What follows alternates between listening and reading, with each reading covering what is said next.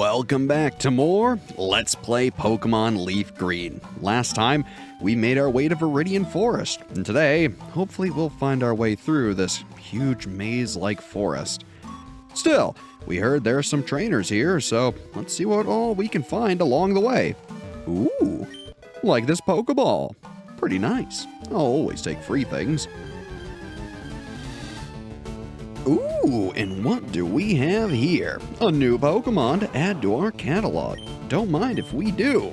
This is Caterpie. It's a fairly usual bug type. Now, frankly, I actually want to add one of these to our team for a bit. Maybe not permanently, but I'll be honest. Butterfree is pretty darn good, and eventually Caterpie will evolve into it. So, let's try to see if we can catch us a Caterpie. Well, that didn't work. So, yep. Here's what it looks like when your Pokeball totally fails. It can shake none times, 1 times, 2 times, or ideally, 3 and then it closes. Now, even if you get the 3rd shake, that's not a guaranteed capture. It needs to click. So, keep that in mind. Some Pokemon are a little persistent. You know, I didn't think that Caterpie would be this tough to catch. I mean, heck, everyone else got caught relatively quickly. This is why I like buying a whole bunch of Pokeballs, because sometimes Pokemon might be just a little pain to catch. So, you know, try and try again. Because eventually, you'll prevail. And you'll get a new Pokemon out the deal. Caterpie, number 10, the worm Pokemon. Its short feet are tipped with suction pads that enable it to tirelessly climb slopes and walls. How cute. Want to give a nickname to Caterpie? Sure. Let's call this little fella... How about, Sure, let's start with an H. And how about we call him... Herb. Or maybe... You know what? How about Herbert? Sure, why not? And, whoopsies, I did not want to look at the map, though it is nice knowing we are in Viridian Forest, and that's very useful. So, let's try using an interesting method of battle here. Let's put Herbert in the front. Now, I know what you're thinking. He's horribly wounded, and there's no way he'll be able to survive a whole bunch of battles. You'd be right. Now, if you remember what I said before, any Pokemon that takes part in a battle will gain EXP, even if they don't do anything. So, let's switch out Herbert for Cabbage. This way, when Cabbage beats the Pokemon, they'll both gain EXP split equally between them. It's a pretty darn good method of making sure you can level up lower level Pokemon. It's super useful, and frankly, this is a technique we'll be using all throughout the game. There's even an item dedicated to doing this automatically for you. In fact, should you use that item and send the Pokemon out first, they'll gain, I believe, 3/4 the EXP compared to just half. Granted, the other Pokemon will only gain the other 1/4. So, keep it in mind. Ah, good old Leech Seed. It is such a nice move. Otherwise, we've actually been very lucky in that Weedle hasn't poisoned us yet. I want to say Poison Sting has a pretty decent chance of inflicting the poison status, which is probably why the Pokemart back there it does so well on selling antidotes. Yeah, there you go. Now, the nice thing is that even though we switched Cabbage in, that doesn't change the lineup of where your Pokemon are. So, we can just keep good old Herbert in front, and he should be good to go for every battle. Not bad, huh? Ooh, level 5 Caterpie. Now, it probably goes without saying, but the higher level your opponent, the more experience they'll yield. So, beating stronger things gives you more of a reward. It's pretty straightforward. Doubly so if you're fighting a trainer, so keep it in mind. Hopefully today we'll be fighting quite a few trainers going through Viridian Forest. I would like to try to get good old Herbert up to level 10 if I could. That would be ideal. Frankly, because we chose Bulbasaur, our early game is going to be, oopsies, did not mean to use Leech Seed again. But our early game is going to be incredibly easy compared to someone who, say, chose Charmander. Charmander is kind of the hard mode of the game in the fact that he's weak to the first 2 real gyms that you take on, which are effectively this game's boss battles in a way. So it's a little weird, but stick with me. Point is, the first gym is Rock type. A bit of a spoiler, I know, but for anyone who's seen or knows anything about Pokemon, you may or may not know Brock. He's a pretty famous character, especially because of the anime. Also, Cabbage grew to level 9, gained 2 HP and 2 special attack, 1 attack, defense, special defense, and speed. Very nice. Anyways, like I was saying, Brock is a rather famous first gym and first gym leader. He uses Rock-type Pokemon. Rock is weak against grass, just as the second gym is also weak against grass. So because we chose Bulbasaur, we're going to have a much easier time with those first 2 gyms. Ooh, and here's an interesting new Pokemon, Metapod. This is an interesting Pokemon in the fact that Herbert should be just fine against it. Namely because the only move Metapod knows in the wild is Harden. Notably, this is what Herbert will evolve into once he evolves. Unfortunately, Metapod takes forever to defeat. So, we're gonna be here a minute. Still, that gives me plenty of time to continue talking. Point is, Rock is weak to grass and water. However, fire is weak to rock. The second gym is a water-type gym. Again, another very famous gym leader, Misty, leads that one. As you can imagine, and what we saw from the TGTV, grass is super effective against water. It's neutral to water, so Squirtle's still pretty fine, and again, fire is weak to it. So if you choose Charmander, you're in for a very rough early game. Whereas because we chose Bulbasaur, we could just go straight on to Brock and we'd be A-okay.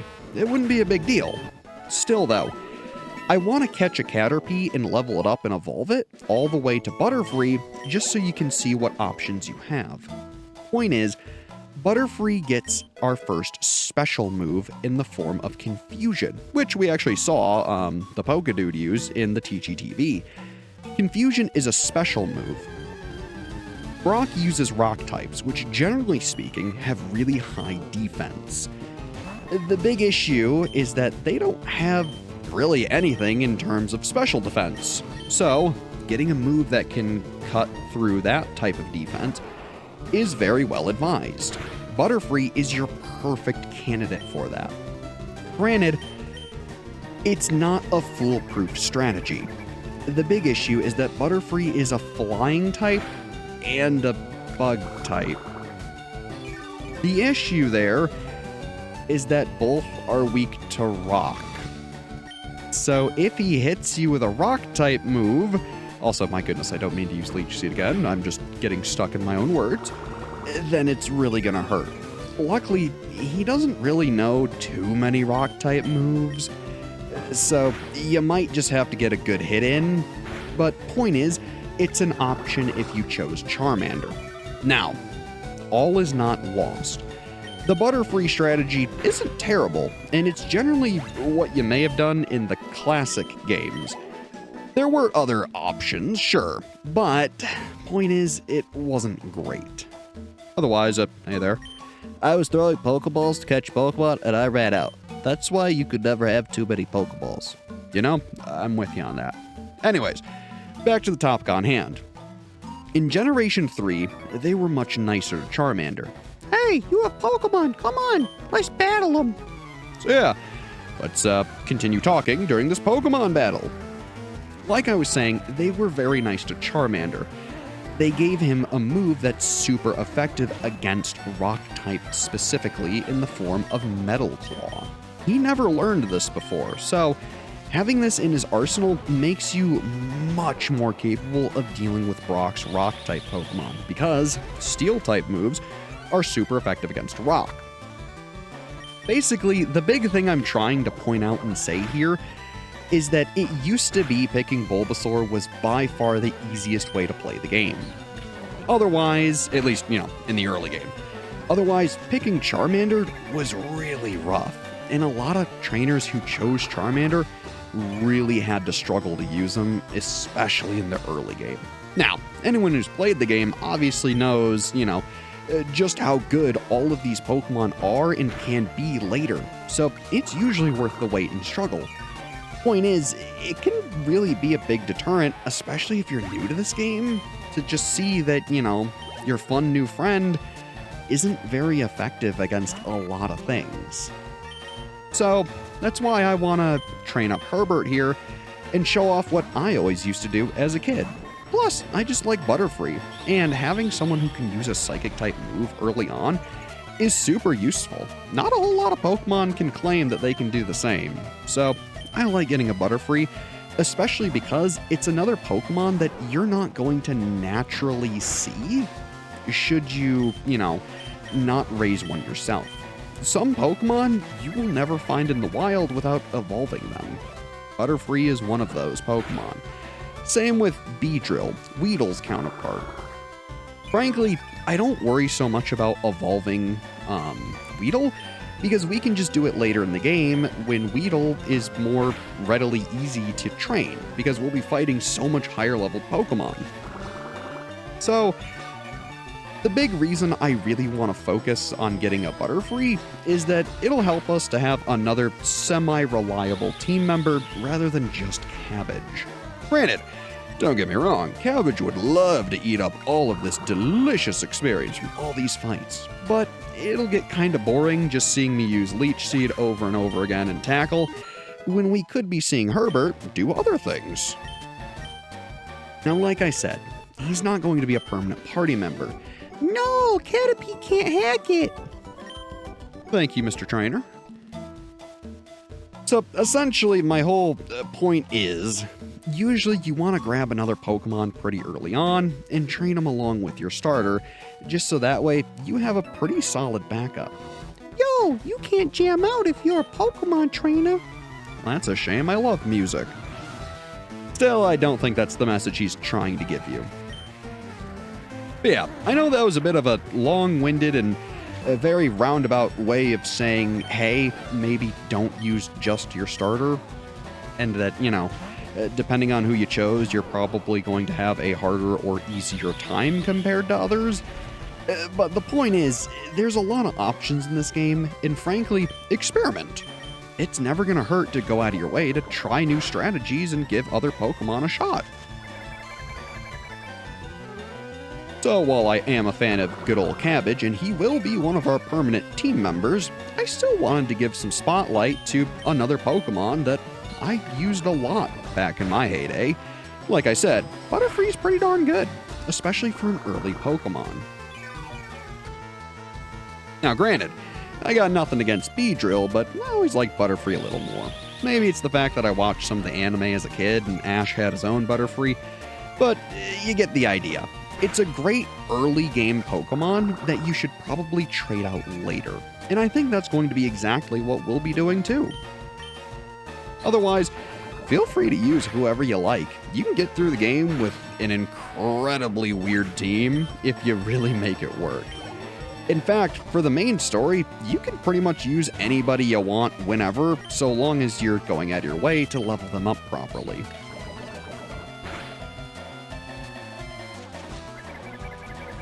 Go. Ah, good old Leech Seed. I gotta say, it really is one of my favorite moves. It helps keep you healed, and it does damage to the opponent. What could be better? Oh, Herbert, I need you to, well, I was gonna say take a hit and get some experience, but you can do that too. You know what? With Leech Seed giving him some extra health, maybe we should take the offensive with Herbert. Let's give it a shot. Give him a tackle, bud. Ow. terrible damage, and the Leech Seed will help keep us healed. The real problem will be if we happen to get poisoned, but if Weedle just keeps using String Shot, we should be fine. So, let's see if Herbert can clutch out his first fight, huh? First real fight, anyways, other than, the Metapod. But, I don't know if that really counts. Ow. And still no poisoning. I tell you, I've been really lucky on that. I feel like a lot of people remember just getting poisoned 24/7 in Viridian Forest, and trust me, I've been there too. It's no fun. And hey, Cabbage grows to level 10. Gains 2 HP, special defense and speed, and 1 attack, defense, and special attack. Not bad. And he learned Vine Whip, our first offensive grass-type move. And hey, it's a level 7 Kakuna. You only use Harden? You betcha. You betcha they do. Well, Herbert, I guess, get to beating them up. Yep. Ooh, nice critical hit. Now, here's another interesting thing, seeing as we did just experience it ourselves. See how he's increasing his defense using Harden and our normal attacks aren't doing much damage? Whenever you score a critical hit, the game ignores any and all changes made to opposing stats. So, if you've buffed your attack up a whole bunch and the enemies buffed their defense up a whole bunch, should you score a critical hit, the game won't factor in their defense increases. So that's pretty darn nice. It will still factor in defense decreases though, so keep it in mind. It can be a seriously viable strategy using a Pokemon with a high crit rate, lowering its stats and buffering your own before just totally wreaking havoc. Still, you're gonna have to survive that entire time, so keep it in mind. One of the fun things with Pokemon too is that there are so many different battle strategies. Heck, you can use a whole team based around weather if you really want. There's a whole lot you can do. And frankly, it's pretty darn exciting. Oh, I ran out of Pokemon. Thanks for the $84. And Herbert's evolving.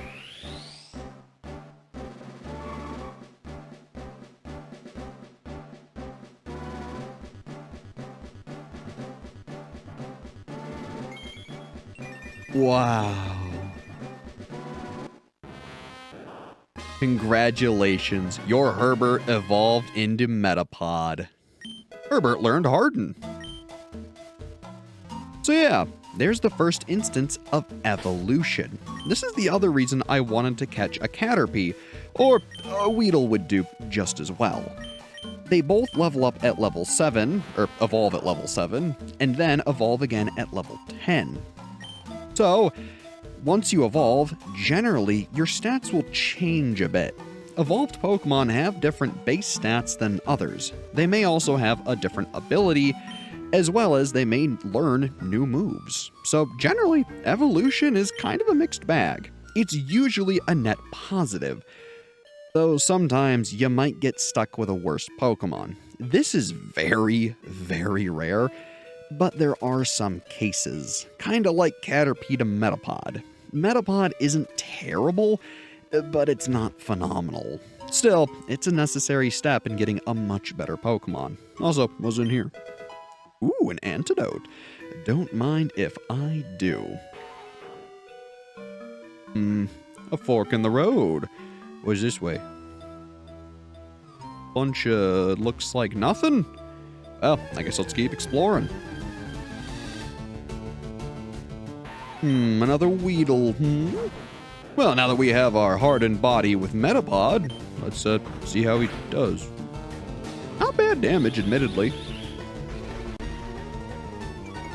Good old String Shot, that's what we like seeing. And, Well, I'd rather the String Shot than, poison. Generally speaking, moving a little slower is better than getting, stung and poisoned. You know. I mean, heck, ask yourself, would you rather get stung by a bee or walk into a spider web with no spider? Choice is yours. But yeah, look at that. Herbert's holding his own. Good job, pal. This feels like the way to go because it keeps going. So, let's see what's off to the right, shall we? After another Pokemon battle. And would you look at that? This was something I was wondering if we would run into naturally. Many areas throughout Pokemon have a chance of a rare Pokemon. Certain Pokemon will show up more often than others, sure. Some areas have a very rare Pokemon. For instance, in Viridian Forest, Caterpie and Weedle are your standard 2 encounters. After them, you can find their evolved forms Metapod and Kakuna, and even rarer than that is Pikachu. If you've seen Pokemon, you absolutely know who Pikachu is. I mean, come on, this is kind of the mascot of all of Pokemon. You should absolutely know who this is. Now here's the problem. Pikachu doesn't have a whole lot of defense, so maybe let's just try throwing a Pokeball, seeing how it goes. Oh, it was so close too. Oh well. Still, if you notice, Pikachu's lowering our attack. This is good. I actually want Pikachu to lower our attack a whole bunch, so that way we can hopefully tackle it safely and capture it. Come on. Oh. Like Oak said, you can also just get lucky and totally catch a Pokemon, but it might take a couple tries. Still, we have Pokeballs to spare, and this is kind of the last Pokemon we need to catch here, so why not give it a shot? Oh well. Oh, come on, use more Growl, buddy. Not Thunder Shock. Now, I suppose another thing I can bring up too is that status moves, or ailments, or debuffs in this case, that's the word I'm actually looking for. Hey, we got him! Not bad. Or her in this case. Pikachu's data was added to the Pokedex. Number 25, the Mouse Pokemon. When several of these Pokemon gather, their electricity can build and cause lightning storms. Huh, interesting. I don't plan on using Pikachu. It's not a bad Pokemon, but we could do better. Anyways, what was I talking about? Oh, yes. Temporary moves such as stat decreases or increases will be removed. I might be little, but I will like it if you go easy on me. If you switch out. So, should you increase your attack or say have your attack decreased, same with defense, evasion, speed, what have you, when you switch your Pokemon out, all of those changes will reset. So, you need to keep that in mind. Now, unfortunately, status ailments such as poison, sleeping, burning, freezing, those are all going to persist regardless of if you switch out. So keep that in mind. It's kind of annoying, but that's how it is. So, oh well, what can you do?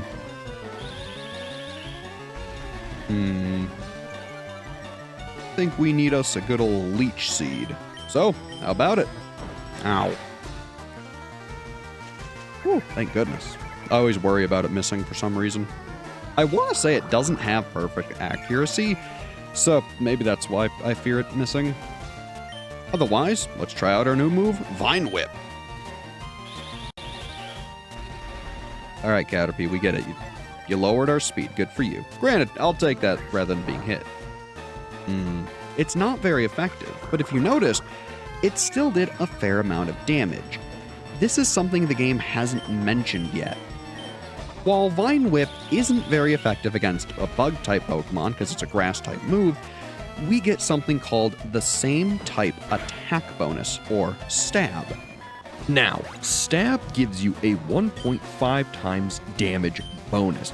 That's a whole 50% damage increase just for using moves of the same type. So even though our attack wasn't effective, we're still basically dealing 75% of the damage thanks to our same type attack bonus. Now, say you hit a super effective move with same type attack bonus. You're now getting a 300% increase to damage because super effective moves deal 2 times the amount of damage, and stab is multiplied along with that. Now, if you want to get really crazy, imagine a same type attack bonus, super effective, critical hit. You go from a 300% damage increase to 600%, thanks to the critical hit being another 2 times multiplier. I mean, seriously, talk about some crazy damage. And that's not all. Should a Pokemon share 2 types that also have the same weakness, you get another 2 times effective damage multiplier. You can rack up so much damage if you know your type matchups, get lucky, and are using, the effective moves.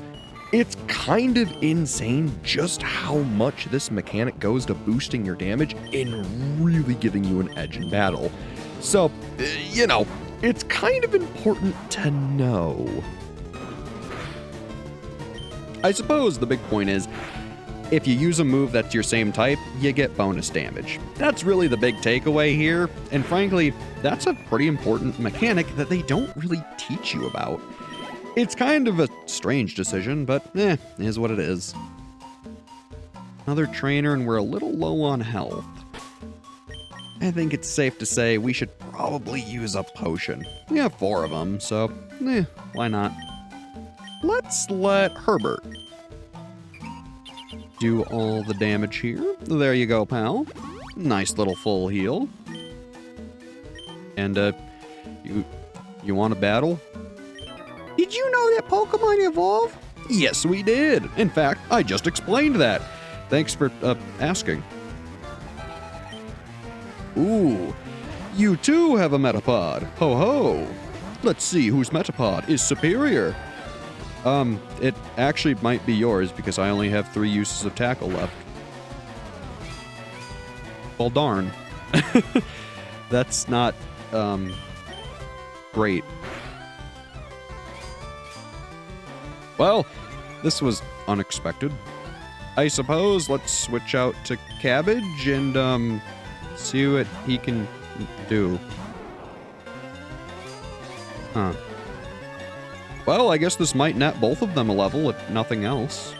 You know what? Let's try Vine Whip. Ooh. Now, do you see how that wasn't very effective, but it did way more damage than Tackle ever would have? That's because Vine Whip is a Grass-type move. In Generation 3, moves and what damage type they used are based exclusively off of their typing. So for instance, all Fire-type, Grass-type, and Water-type moves are special, regardless of what they are in this game or, should be. For instance, there will be moves later that are called Fang and Punch moves that all have elements. Those 2 use special attack. So keep that in mind if you're trying to use them on a physical attacker. Although they look physical, they use the special stat, and vice versa. The most famous example of this is a move called Shadow Ball. It's a famous ghost move that, in fact, even lowers an enemy's special defense on a move that uses physical for its attack type. Yeah, it's a bit weird, but it is what it is. And hey, Herbert gained a level. Good for you, bud. Ooh, and Cabbage gains a level 2 and is level 11.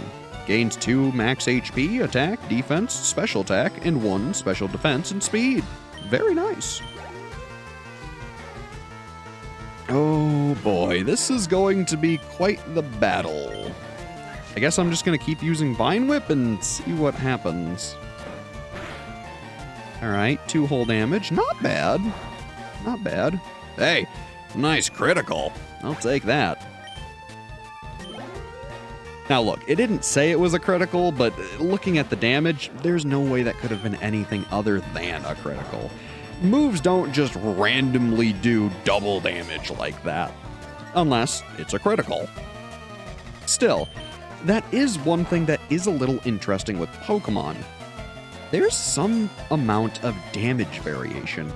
When you use a move, there's a chance it'll do a little more or a tiny bit less. It's kind of random when this happens, and generally it'll usually do an average of damage, but if a move, does exactly 14 to you, and then you have 15 health and you suddenly get knocked out because it did one more point of damage, that might be why. It's kind of a shame and a little bit annoying at times, but understand that that is what happens. Also, hello, Kakuna. You are actually another Pokemon I want to catch. After all, we're not raising our Weedle, so may as well catch Kakuna. Plus, then that way, later on, we can just slap on the EXP share item and give it experience. Obviously, we don't have this item that does that, but once we get it, it'll be quite nice.